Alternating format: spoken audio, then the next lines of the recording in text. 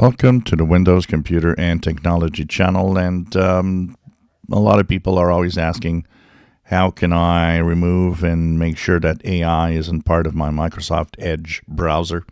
So you can lower the amount of AI in your Edge browser in many ways. First of all, you can turn off Copilot. And of course, you can also turn off AI related stuff. So if you go into the Edge browser, you go into the upper right corner in the three horizontal dots. Here, you will go into Settings. On the left side, you will go into Appearance.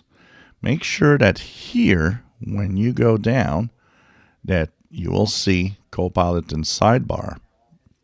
Make sure that everything that you don't want to see is off. And also, in the Copilot option, Show Copilot button on the toolbar, turned off.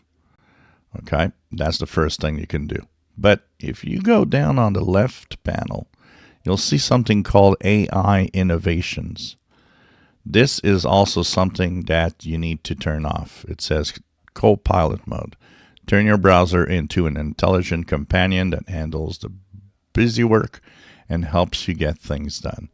This is also something you will want to turn off if you don't want to have Copilot mode and Copilot icon anywhere in your browser. Starting from there, when you start the Microsoft Edge browser, it would always be in whatever mode you want to have it. Open your favorite page or open the Bing page or whatever.